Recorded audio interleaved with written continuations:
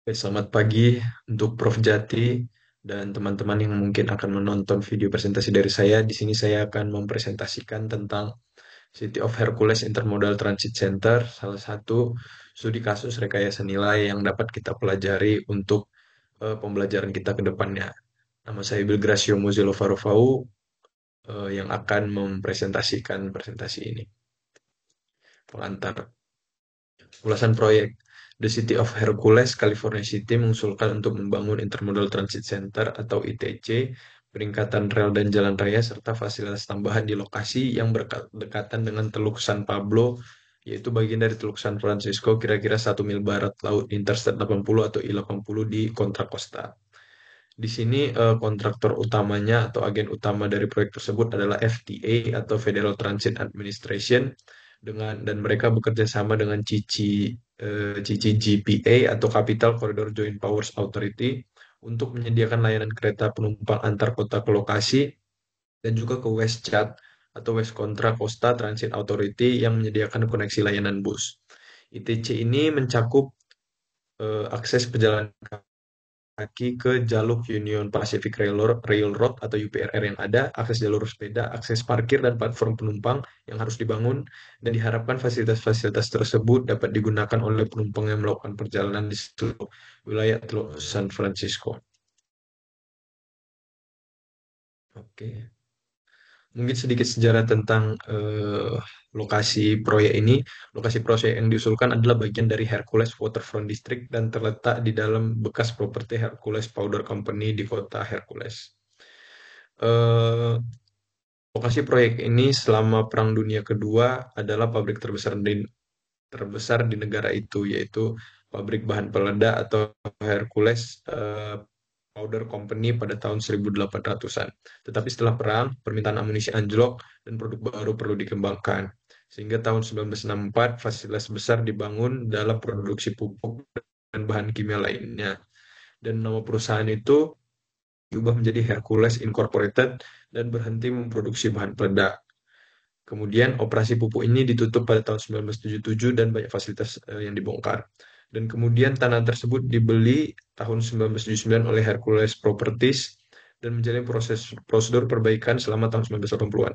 Sejak itu, pemukiman dan lingkungan sekitar pengembangan serba guna komersial telah berlangsung di tempat yang saat ini menjadi distrik pusat kota sejarah selatan dan timur dari lokasi ITC Hercules yang diusulkan.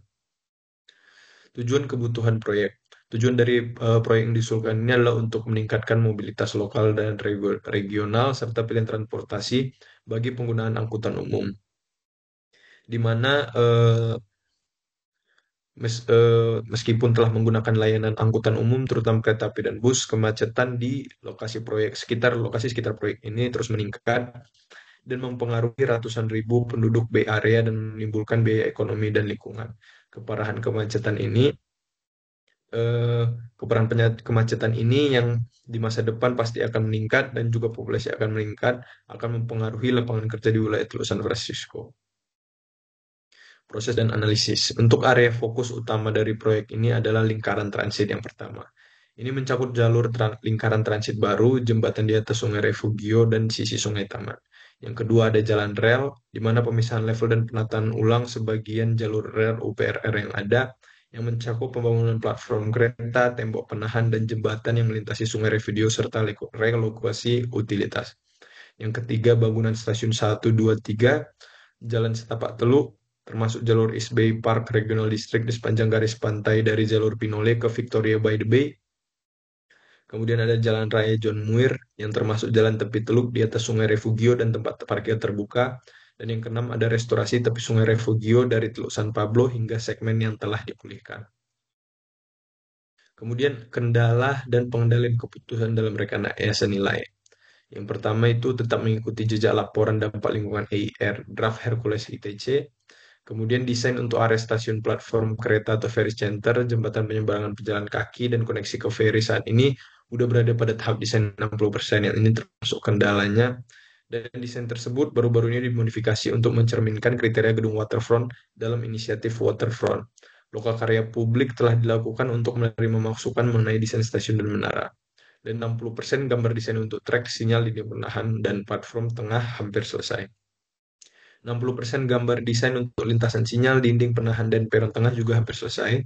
Dan kemudian para konsultan secara bersamaan mengerjakan hal-hal berikut seperti rencana perataan dan pemulihan sungai Refudio, desain tahap 2 John Muir Parkway dan jembatan Bayfront, serta fasilitas push dan akses melalui Transit Loop Drive atau jembatan. Kemudian akses sepeda dan pejalan kaki ke ITC melalui Bay Trail dan koneksi melalui John Muir Parkway atau San Pablo Avenue atau Sycamore Carriage Trail akan menjadi komponen kunci dari proyek ini. Kemudian standar LEED, Leadership in Energy and Environmental Design, sedang diterapkan di seluruh ITC dan pengembangan sekitarnya, termasuk kemungkinan pemasangan turbin angin kecil di platform pusat dan panel surya di atap struktur platform pusat. Dan kemudian konstruksi akan dimulai pada dinding penahan dan relokasi utilitas pada kuartal kedua tahun 2010, kecuali ada penundaan yang tidak terduga. Masalah dan pendorong proyek. Masalah dan pendorong dari proyek ini yang pertama ada rencana untuk gedung plaza atau kafe di Blok 1 sampai lokasi akses ke stasiun sedang dibahas tahap 2. Fasilitas komunitas akan berlokasi di seberang jalan dari Blok I di Blok J berdekatan dengan fasilitas ITC. Yang ketiga, banyak tanah untuk dipindahkan, di mana itu adalah biaya tambahan. Yang keempat, sinyal kereta api bisa bertentangan dengan shoe-fly atau jalur sementara. Yang kelima, tidak ada masalah drainase yang terlihat karena biaya tambahan yang membebani. Yang keenam, lengkungan lintasan lebih besar atau lebih banyak daripada yang terlihat pada peta, yang bisa menjadi masalah penandaan rel kereta api. Kemudian pentingnya menghubungkan Bay Trail untuk semua penduduk yang tinggal di daerah tersebut. Kedelapan, kebutuhan untuk membangun jalan John Muir sebagai rute angkut. Yang sembilan, relokasi saluran gas tampaknya menjadi penghalangan yang besar. Yang sepuluh, stasiun lift limbah juga perlu dipindahkan lebih awal. Yang ke-11, apakah kita perlu menggunakan dinding paku tanah? Yang ke-12, akses melintasi rel kereta api untuk membuat paku tanah. Informasi yang diberikan untuk tim value engineering. Berikut seperti di slide ada laporan, gambar, dan juga yang sudah diberikan ke tim value engineering dan tanggal-tanggalnya. Kemudian untuk proses rekayasa nilainya, yang pertama cost model. Cost model disusun untuk mengidentifikasi elemen-elemen konstruksi utama atau kategori pekerjaan yang bisa dilihat menggunakan analisis Pareto, yaitu kumulatif 80%, yang dimana jika kita lihat dari tabel, kumulatif 80% sampai di soil nail wall, yang berarti akan merepresentasikan sebagian besar pekerjaan dan yang akan direkayasa nilai. Kemudian analisa fungsional. Analisis fungsi menghasilkan tampilan unik dari proyek studi yang mengubah elemen proyek fungsi, yang menjauhkan tim value engineering secara mental dari desain aslinya dan membawanya ke konsep fungsional proyek. Dan fungsi didefinisikan seperti yang pernah kita pelajari, yaitu kata kerja dekanta benda atau Hawaii, untuk mengurangi kebutuhan proyek ke tingkat yang paling dasar dan mengidentifikasi fungsi elemen desain utama proyek, memungkinkan pertimbangan yang lebih luas tentang cara alternatif untuk mencapai fungsi tersebut. Yang kedua, pendekatan diagram fast. Pendekatan diagram fast ini memperlihatkan bahwa move people sebagai fungsi dasar dari proyek ini. Bagaimana move people itu dengan akses trains, bagaimana akses trains dengan akses transit, dan begitu seterusnya sampai dengan give shelter. Di mana ini memberi tim value engineering pemahaman tentang alasan desain proyek dan fungsi mana yang menawarkan peluang terbaik untuk peningkatan biaya atau kinerja. Kemudian generasi dan evaluasi ide. Lebih dari 75 ide rekayasa nilai dihasilkan oleh tim value engineering dan dievaluasi secara cermat berdasarkan atribut khusus proyek dan fungsi pendukungnya. Di mana berdasarkan data proyek ini, dari 75 ide dikelompokkan lagi diperingkatkan menjadi 11 ide yang ditentukan yang terbaik. Mungkin seperti yang kita pelajari di materi rekayasa nilai sebelumnya. Caranya itu dengan melakukan perenggingan di mana ada yang lebih baik dari, sama dengan, atau lebih buruk dari konsep aslinya, dan kemungkinan besar yang 11 ini adalah rank yang tertinggi. Tetapi ada juga batasan lain di mana 75 ide ini didiskusikan dan mungkin ada yang bertentangan, ada yang mungkin lebih baik secara menurut pendapat yang lainnya, mungkin tergantung dari tim rekayasa nilai, tim kontraktor, dan stakeholder-stakeholder dari konstruksi ini, hingga ditemukan 11 ide yang paling berdampak signifikan. Untuk ke-11 ide tersebut berikut.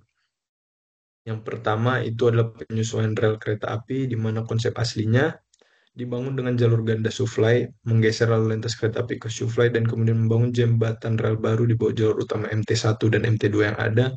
Dan konsep rekomendasinya merekomendasikan agar UPRR membangun jembatan baru di bawah lalu lintas dengan menggunakan kekuatan sendiri.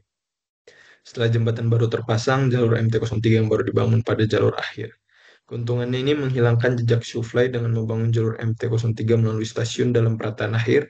Yang kedua, struktur peron dapat didesain ulang dengan struktur yang lebih ringan. Yang ketiga, dinding penahan dapat melalui area stasiun. Yang keempat, menghapuskan penopang jembatan sementara. Di sini penghematannya sekitar 495.950 US dollar. Dan di sini bisa dilihat sebelah kiri ada konsep aslinya, sebelah kanan adalah konsep rekomendasinya. Di mana tadi dijelaskan eh, setelah jembatan baru terpasang jalur M3 yang dibangun pada jalur akhir. Di sini konsep aslinya 6.284.200 US dollar dan konsep rekomendasi 5.788.250 US dollar. Yang seperti saya jelaskan tadi, penghematannya sebesar 495.950 US dollar. Lalu selanjutnya ada isi dinding penahan, sorry. Konsep aslinya di mana tiang penahan dinding penahan cantilever di sepanjang area proyek Bifront dan konsep rekomendasinya perbaikan tanah dengan MSE atau dinding blok segmentah. Keuntungannya biaya yang dikurangi, waktu konstruksi dikurangi, kemudahan konstruksi, menghilangkan tumpukan, dan mungkin lebih mampu mencocokkan elemen estetika lainnya, tekstur dan warna dari fitur lain dalam proyek. Konsep aslinya 11,57 US dollar, konsep rekomendasi 3,28 juta dolar. Di mana di rekomendasi ini adalah penghematan yang paling signifikan yaitu 10,03 juta US dollar. Berikut adalah gambarnya di yang menggunakan MSI, tidak menggunakan cantilever. Kemudian rekomendasi ketiga, dinding lebih pendek di sepanjang trotoar, di mana konsep aslinya area pejalan kaki yang lebar antara Transit Loop Drive untuk memfondasi bukar luar lalu lintas Baitera dan area pejalan kaki yang berkelok-kelok. Konsep rekomendasinya pengurangan lebar dengan mengubah bagian atas menjadi miring atau dengan membuat perbedaan kemiringan antara jalur pejalan kaki dan jalur EBRP dengan menggunakan alat tangga. Keuntungan biaya yang dikurangi, menyederhanakan dinding, menambah peluang untuk lebih banyak vegetasi, pisahkan jalan setapak dari kawasan pejalan kaki, dan memperluas tampilan saat duduk. Kemudian konsep aslinya bisa dilihat seperti ini, seperti di gambar, dan konsep rekomendasinya ada di perhitungannya, di mana tabungannya atau penghematan sebesar 0,04 juta US dollar atau 400.000 US dollar, 40.000 US dollar.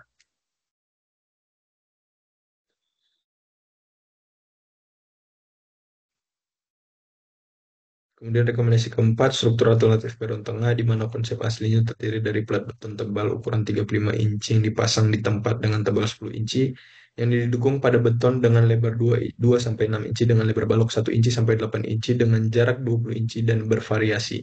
Tergantung pada fondasi rangka bangunan. Setiap balok kelas didukung oleh tiang HP 14 x 117. Konsep rekomendasinya di mana menggunakan beton cor di tempat bertegangan 10 inci atau beton cetak dengan topping pada dua balok kemiringan untuk mengontrol penurunan dan retak yang berbeda.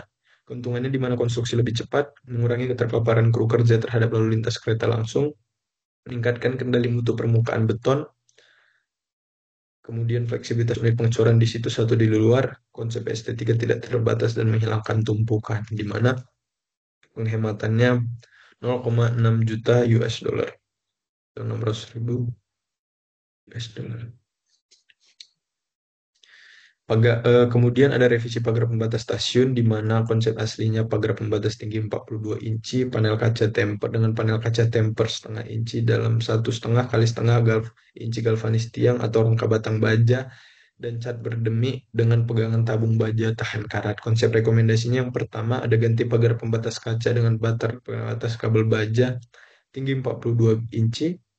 Kabel baja dipasang secara horizontal pada 3 inci OC dalam 1,5 x 1,5 galvanis tiang rangka batang baja dan cat nemik dengan pegangan tabung baja tahan karat. Opsi kedua di tepi luar jalan, perluas jalan untuk menghilangkan celah antara tepi jalan dan struktur.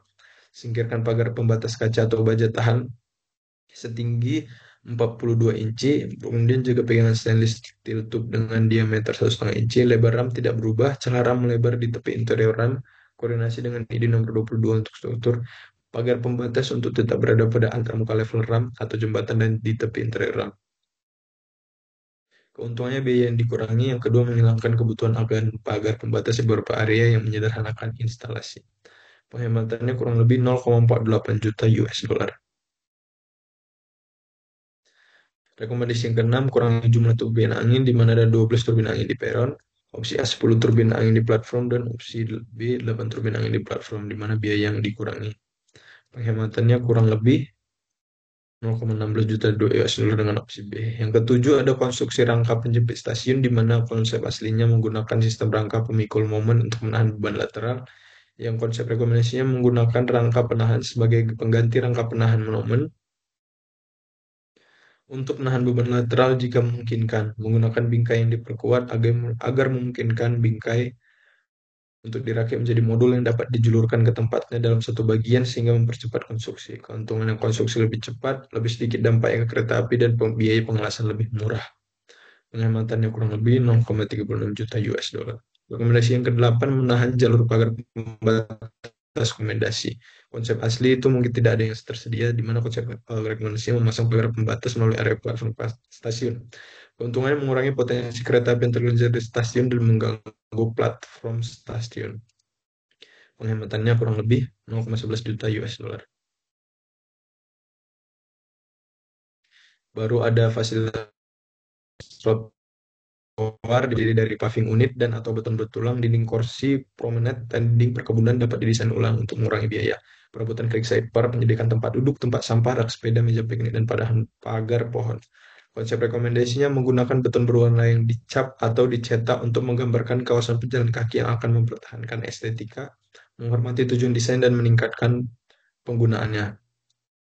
Gunakan dinding dudukan beton bertulang dan dinding penanam dengan tutup dan atau permukaan terbelah, dan menyediakan perabotan situs alternatif yang menghormati maksud desain, estetika, dan kinerja sekaligus mengurangi biaya unit. Keuntungan menghormati maksud desain, menyediakan permukaan yang aman dan nyaman untuk perjalanan jalan pengguna termasuk pengendara sepeda, mengurangi biaya dan mengurangi perawatan. Di sini penghematannya kurang lebih 0,46 juta US dollar. Yang kedua, eliminasi basement. Konsep aslinya untuk mengakomodasi desain baseline, dinding penahan di gedung stasiun 1 tidak dapat dibangun sebelum pembangunan gedung stasiun. Biaya yang terkait dengan pengurutan konstruksi yang rumit untuk membangun sebuah bangunan dengan penimbunan sebelum penempatan penimbunan memungkinkan penambahan ruang bawah tanah dan mendapatkan fleksibilitas tambahan dari ruang tersebut. Konsep rekomendasinya itu menggabungkan dengan rekomendasi VE. Yang pertama yaitu menyelaraskan rel kereta api, dan yang kedua memodifikasi dinding penahan cantilever yang memungkinkan penyederhanaan konstruksi bangunan melalui konstruksi dinding dan penimbunan ulang untuk dinding sebelum konstruksi bangunan. Keuntungannya mengurangi biaya bangunan. Yang kedua, konstruksi lebih cepat dan lebih konvensional. Dan yang ketiga, dinding lebih mudah dicocokkan dengan dinding penahan lainnya. Untuk ini penghematannya kurang lebih 0,41 juta US dollar. Yang ke-11 atau yang terakhir adalah item landscape lainnya, yaitu konsep aslinya semak penutup tanah dengan ukuran yang tertera dan mulsa organik dengan ukuran yang tertera dan menggunakan semak penutup tanah eh, yang mungkin lebih tepatnya untuk harganya yang dikurangi, di mana penyesuaian harga dan menggunakan tanaman asli, dan terjadi penghematan 0,13 juta US dollar. Untuk saran desain, dari berbagai rekomendasi di setiap program proyek, terdapat saran lain yang mungkin dapat dipergunakan sebagai peningkatan nilai proyek ataupun penunjang dari studi rekayasa nilai tersebut sebagai berikut: relevan rel kereta yang merupakan VN nomor 1 yang untuk menghilangkan jalur sementara supply dan membangun jalur kereta langsung ke posisi akhir yang dimana akan mengurangi kompleksitas konstruksi, mempercepat proses pembangunan, dan mengurangi biaya jangka panjang. Dan kemudian ada dinding penahan tanah, di mana itu adalah VN nomor 2, di mana mengalihkan dinding penahan berbasis tumpukan baja ke dinding blok segmental atau mechanically stabilized earth atau MSI dengan perbaikan tanah untuk mengatasi masalah daya dukung. Kemudian ada alternatif platform tengah VN nomor 4, di mana platform penumpang dapat dibangun dengan pondasi mat foundation ringan dan dek plat cetak yang mengurangi kebutuhan tiang pancang dan mempercepat konstruksi. Baru ada penyesuaian basement stasiun, mengurangi ukuran basement yang memungkinkan biaya konstruksi lebih rendah sambil mempertahankan fungsi dasar. Baru ada penurunan dinding promenade yang menggunakan dinding lebih pendek di sepanjang promenade dengan memanfaatkan kemiringan tanah untuk menciptakan ruang yang lebih efisien dan visual yang lebih menyenangkan. Dan yang terakhir, platform alternatif yaitu penggunaan struktur platform dengan pondasi yang lebih ringan, yaitu mat foundation dengan dek pracetak, di mana mengurangi penggunaan tiang pancang dan mempercepat konstruksi secara signifikan. Yang ketiga, pengurangan basement, mengisi bagian basement di stasiun dengan tetap mempertahankan fungsi utama bangunan di mana menghemat biaya pembangunan dan mempercepat waktu konstruksi. Ada revisi guardrail untuk berjalan kaki, di mana penggantian guardrail kaca dengan kabel baja untuk mengurangi biaya material tanpa mengorbankan desain struktural dan transparansi bangunan. Kemudian pengurangan turbin angin dari 12 menjadi 8 yang masih memenuhi tujuan LED tanpa mengorbankan estetika dan efisiensi energi.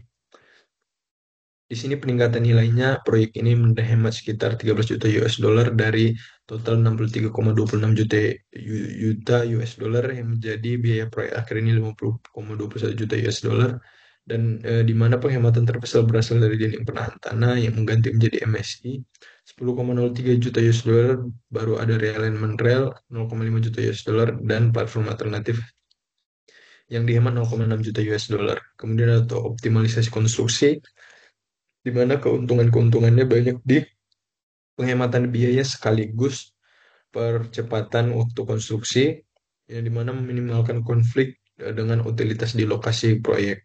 Dan salah satunya penggunaan teknologi modular seperti precast pada platform juga mempercepat waktu pengerjaan. Kemudian ada keberlanjutan di mana jumlah turbin angin dari 12 menjadi 8 untuk tetap memenuhi sertifikasi LED tanpa mempengaruhi estetika dan fungsi proyek.